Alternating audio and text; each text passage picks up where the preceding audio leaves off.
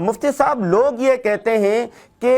ماحول ایسے بنا ہوا ہے، معاشرہ ایسے بنا ہوا ہے، اب اگر ہم رشوت نہ دیں تو کام ہوتا نہیں ہے، اگر ہم جھوٹ نہ بولیں تو لوگ ہماری بات پر یقین نہیں کرتے، کاروبار نہیں چلتا، ایسے میں جھوٹ میں کیسے بچ سکتے ہیں؟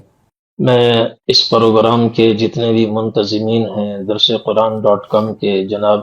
شفیق اجمل صاحب اور آپ کا سب کا شکر گزار ہوں کہ اس مختصر سی نشست میں آپ حضرات نے موقع عنایت فرمایا۔ آپ نے جو سوال کیا ہے اس کا جواب یہ ہے کہ اصل میں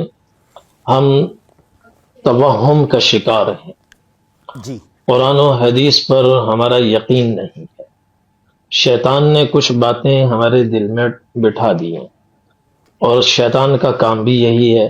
قرآن کریم میں ایک جگہ اللہ تعالیٰ فرماتے ہیں الشیطان یعدکم الفقر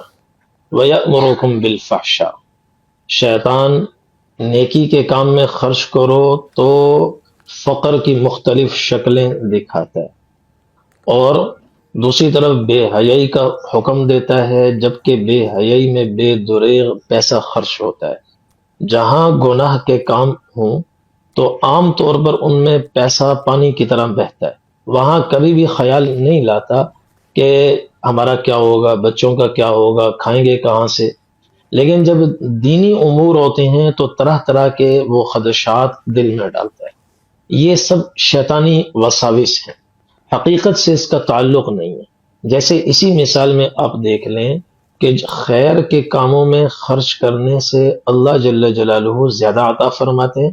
اور برے کاموں میں خرچ کرنے سے غربت بڑھتی ہے، فقر بڑھتا ہے، مگر شیطان الٹ دکھاتا ہے۔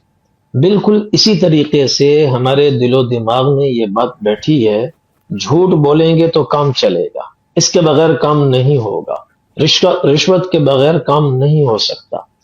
یہ بھی شیطانی ہے۔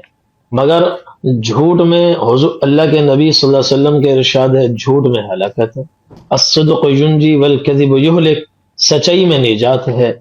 اور رشوت اسی معاشرے میں کم ہی صحیح مگر ہزاروں کی تعداد میں ایسے لوگ موجود ہیں، اور کاروباری طبقے میں بھی ہیں، ہر طبقے میں ہیں، جنہوں نے یہ طے کیا ہوا ہے کچھ بھی ہو جائے ہم نے سودی لین دین نہیں کرنا، کچھ بھی ہو جائے ہم رشوت نہیں دیں گے۔ الحمدللہ ثم الحمدللہ، بنیادی جتنی بھی ضروریات ہیں کام ان کا اٹکتا نہیں ہے۔ اس لیے اللہ تبارک و تعالی قرآن کریم میں ارشاد فرماتے ہیں یا ایھا الذین آمنوا اتقوا اللہ وکونوا مع الصادقین، اے ایمان والو اپنے اندر تقوی پیدا کرو، دین کی عظمت پیدا کرو، اور جو معاشرے میں ایسے گنے چنے لوگ ہیں جنہوں نے سچائی کو اپنا وطیرہ بنایا ہے اور شیوا بنایا ہے، ان کی صحبت اختیار کرو۔ صبح و شام میرا اٹھنا بیٹھنا ایسے لوگوں کے ساتھ ہے جو جھوٹ کے فوائد بیان کرتے ہیں اور کہتے ہیں کہ جی رشوت دی اور کام یوں ہو گیا۔ ٹھیک ہے، دوسری طرف رشوت نہ دینے کی صورت میں اداروں کے کچھ دھکے کھانے پڑیں گے، مگر انشاءاللہ یہ دھکے بھی اللہ کے ہاں درجات کی بلندی کا ذریعہ ہے۔ حدیث شریف میں ہے جو نبی کریم صلی اللہ علیہ وسلم نے ارشاد فرمایا جو آدمی رزق حلال کماتا ہے اور اس میں تھکتا ہے اور کھپتا ہے، شام کو تھکا ہارا جب اپنے بستر پر آ کر گرتا ہے تو سارے اس کے گناہ معاف ہو چکے ہو۔